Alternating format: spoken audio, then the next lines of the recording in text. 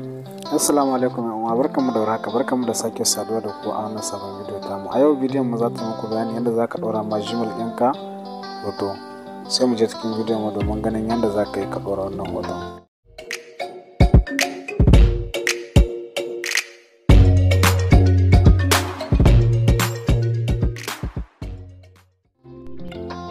To yanzu da farko sai mu je cikin fuskar salon mu kamar haka. Yanzu bayan mun je sai mu ja sama kaɗan. To bayan mun ja kaga Gmail guda biyu bai mana, wannan shine ainihin sauran, kuma wannan ya fi daɗin aiki saboda bisa kan shi ne da a yanzu za mu yi training da muke so mu nuna muku. Yanzu sai in shiga kamar haka. To bayan na shiga cikin Gmail ɗin da nake muku bayani, yanzu ka gani hoton wani doki daga can sama misali in ka lura. To yanzu sai mu danna daidai bisa kan shi sai mu shiga. To bayan mun shiga yanzu sai mu zo mu danna wannan guri gashi na zan ma misali sai mu danna bisa kan shi. To bayan na danna fuskan shi kamar haka yanzu sai mu jira ya buɗa mana. Bayan ya buɗa mana kamar haka sai ka sa hannunka ka juya su guda misali haka sai ka ja sai ka juya su guda kamar haka inda ne.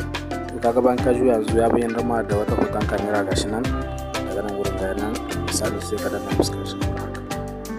To yanzu bayan ka danna fuskan shi zaka zo sai ka ɗauki zaɓi na farko na sama kenan ka danna fuskan shi.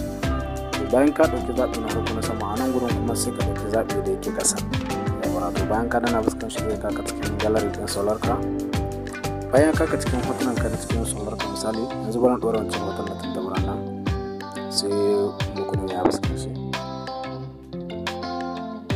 To yanzu bayan ka dana yanzu gashi nan hoton zai hau dan ya guri. To gashi nan ya bayyana maka haka. To bayan ya bayyana mun sai in danna wannan guri da ke daga ƙasa.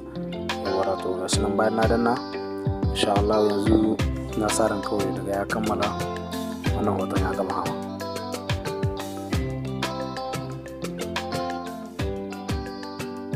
Sai kuɗin ya ɓoye saura kaɗan. To yanzu bayan ya kammala gaba yanzu ya gama hawa kenan. Yanzu to ka gani a haka yanzu gashi na nuna ma bai hau ba, yanzu sai ka dawo baya.